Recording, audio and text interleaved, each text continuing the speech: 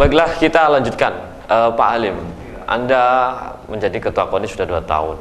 Tentu saja Anda bisa mengetahui betul bagaimana kekurangan bagaimana yang ada di klub-klub, bagaimana kekurangan yang ada di persepak bolaan kita, kekurangan dan kelemahannya. Tentu saja apa yang menjadi yang utama? Jadi sebelum kita menginjak tentang PSSI, ada yang ingin saya sampaikan.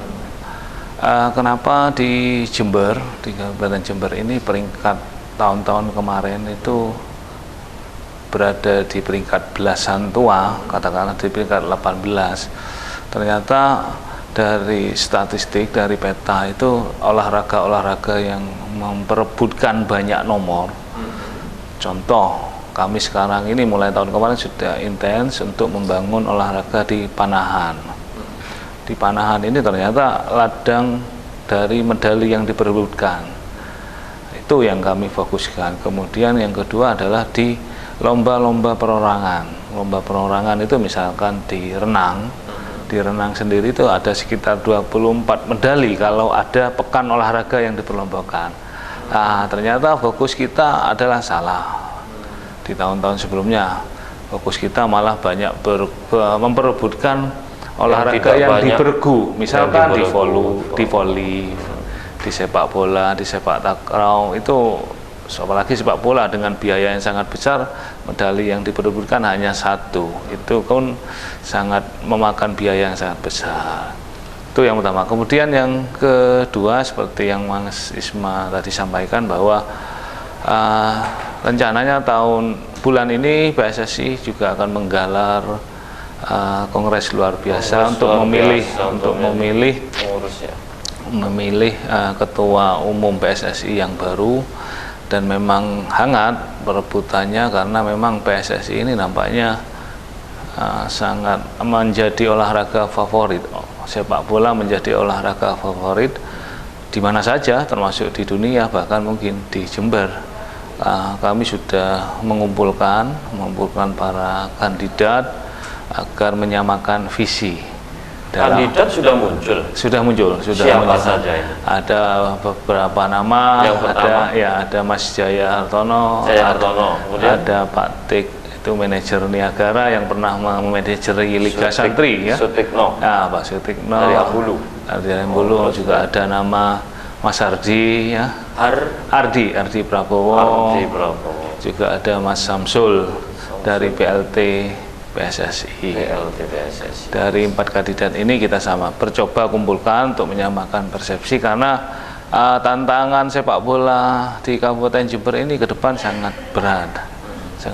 Artinya kalau tidak ada kesamaan visi bagaimana membesarkan bola di Kabupaten Jember ini, orientasinya adalah orientasi untuk kecintaan bola, bagaimana pembinaan ini bisa dilakukan berkelanjutan. Kalau di Jember sudah ada PSSI-nya, sudah ada klubnya, juga ada Persitnya. Masih saja berkutat kepada persoalan-persoalan yang klasik. Mereka seperti tidak ada harapan. Kalau bermain sepak bola tidak akan ada harapan untuk masa depannya.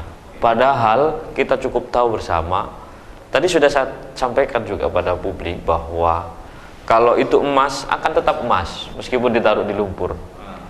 Kalau itu intan akan tetap intan meskipun ditutupi oleh tanah atau lumpur, dan pasti akan muncul dan akan dicari orang, begitu.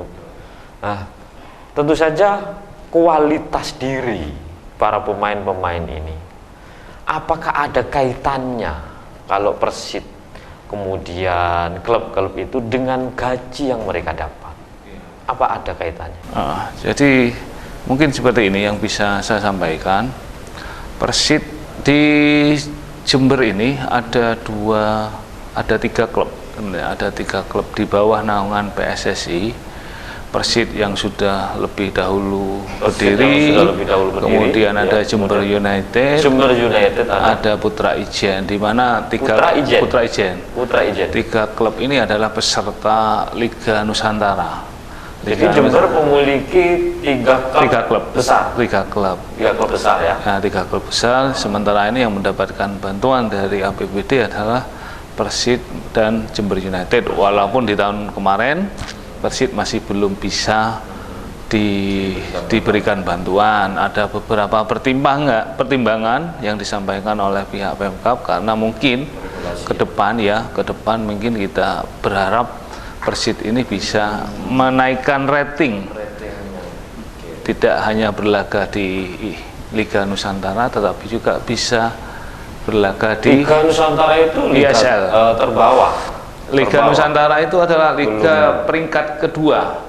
Kalau di 4 tahun yang lalu ada liga utama, tapi kalau di sekarang di Indonesia itu liga paling tinggi adalah ISL, namanya Indonesia Super League. Kemudian ada Liga Nusantara, seperti itu. Kita tahu bersama, kita kembali, kita menarik bicara soal bola memang. Jadi KONI juga bicara soal bola sangat menarik pula, karena bola bisa menjadi industri. Apakah ada arah KONI mengarahkan bahwa bola di Kabupaten Jember menjadi industri bola? Iya, jadi gini, Jember sekarang sudah punya stadion besar, punya JSG, di mana stadion ini adalah berfungsi untuk menjadi tempat pertandingan olahraga bola. Di SOTK yang baru, di organisasi perangkat daerah yang baru, nampaknya JSG ini nanti akan ada UPT tersendiri. Kita masih berupaya bagaimana memberikan masukan kepada Bupati teknis-teknis pengelolaannya, karena nampaknya biaya yang dikeluarkan untuk perawatan JSG kemarin melekat di Cipta Karya dan sangat tinggi.